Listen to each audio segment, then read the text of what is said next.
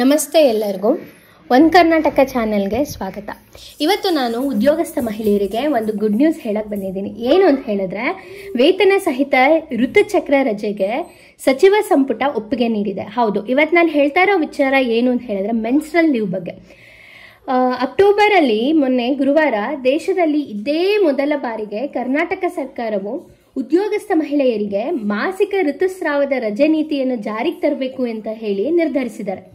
ಈ ನೀತಿಯ ಅನ್ವಯ ಬಂದು ಮಹಿಳಾ ನೌಕರರಿಗೆ ತಿಂಗಳಿಗೆ 1 ದಿನದ ವೇತನ ಸಹಿತ ರಜೆ ಸಿಗಲಿದೆ. ಗುರುವಾರ ವಿಧಾನಸೌಧದಲ್ಲಿ ಮುಖ್ಯಮಂತ್ರಿ ಸಿದ್ದರಾಮಯ್ಯ ಅವರ ನೇತೃತ್ವದಲ್ಲಿ ಸಚಿವ ಒಂದು ಸಂಪುಟ ನಡೆಸಿದ್ದು, ಆ ಸಭೆಯಲ್ಲಿ ಕರ್ನಾಟಕ ಸರ್ಕಾರ ಮಹಿಳೆಯರಿಗೆ ಸಿಹಿ ಸುದ್ದಿ ನೀಡಿದ್ದಾರೆ. ಪ್ರತಿ ತಿಂಗಳು 1 ದಿನದ ವೇತನ ಸಹಿತ ಮುಟ್ಟಿನ ರಜೆ ನೀಡುವ ಪ್ರಸ್ತಾವನೆಗೆ ಸಚಿವ ಸಂಪುಟ ಅನುಮೋದನೆ ನೀಡಿದೆ.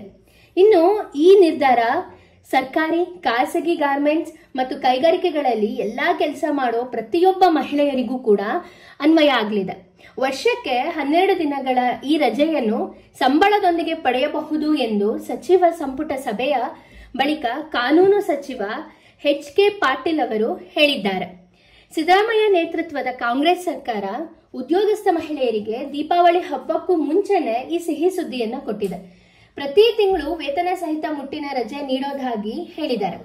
ಋತುಚಕ್ರ ರಜೆ ನೀತಿ 2025ರ ಪ್ರಸ್ತಾವನೆಗೆ ಗುರುವಾರ ಸಂಪುಟ ಸಭೆ ಅನುಮೋದನೆ ನೀಡಿದೆ. ಇನ್ನು ಸಾರ್ವಜನಿಕ ಮತ್ತು ಖಾಸಗಿ ವಲಯದಲ್ಲೂ ಕೂಡ ಎಲ್ಲಾ ಉದ್ಯೋಗದಾತರು ಈ ನೀತಿಯನ್ನು ಕಡ್ಡಾಯವಾಗಿ ಅಳವಡಿಸಿಕೊಳ್ಳಬೇಕು ಎಂದು ಸಚಿವರು ಸಂಪುಟ ಸಭೆಯಲ್ಲಿ ಹೇಳಿದ್ದಾರೆ.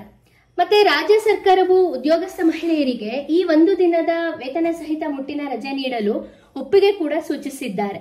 ಈ ನಿರ್ಧಾರ ಸರ್ಕಾರಿ ಮತ್ತೆ ಖಾಸಗಿ ನೌಕರರು, ಗಾರ್ಮೆಂಟ್ಸ್ ಮತ್ತು ಕೈಗಾರಿಕೆಗಳಲ್ಲಿ ಯಾರು ಕೆಲಸ ಮಾಡ್ತಾ ಇದ್ದಾರೆ ಪ್ರತಿಯೊಬ್ಬರು ಮಹಿಳೆಯರಿಗೂ ಕೂಡ ಇದು ಅನ್ವಯ ಆಗುತ್ತೆ ಎಂದು ಕಾನೂನು ಸಚಿವರು ಎಚ್ ಕೆ ಪಾಟೀಲ್ ಅವರು ಕೂಡ ಹೇಳಿದ್ದಾರೆ.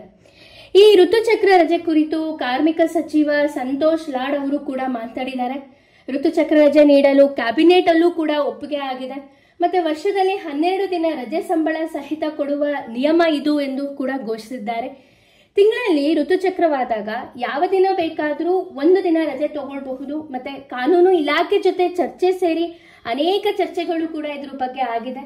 ಯಾವತ್ತು ರಜೆ ಬೇಕಂತ ಹೇಳಿ ಹೆಣ್ಮಕ್ಳು ತೀರ್ಮಾನ ಮಾಡ್ಕೊಳ್ಬೇಕು ಅಂತಾನೂ ಕೂಡ ಹೇಳಿದ್ದಾರೆ. ಮತ್ತೆ ಹೆಣ್ಣು ಮಕ್ಕಳ ಪರ ಈ ನಮ್ಮ ರಾಜ್ಯ ಸರ್ಕಾರವು ಒಂದು ಮಹತ್ವ ನಿರ್ಧಾರ ಮಾಡಿದೆ. ಕ್ಯಾಬಿನೆಟ್ ಅಲ್ಲೂ ಕೂಡ ಇದು ಒಪ್ಪಿಗೆ ಆಗಿದೆ. ಆದಷ್ಟು ಬೇಗ ಬಿಲ್ ತಂದು ಅನುಷ್ಠಾನ ಮಾಡ್ತೀವಿ ಅಂತ ಕೂಡ ಹೇಳಿದ್ದಾರೆ. ಮತ್ತೆ ಇದೇ ರೀತಿ ಹೆಚ್ಚಿನ ಮಾಹಿತಿಗಾಗಿ ನನ್ನ ಚಾನೆಲ್ಗೆ ಸಬ್ಸ್ಕ್ರೈಬ್ ಮಾಡಿ.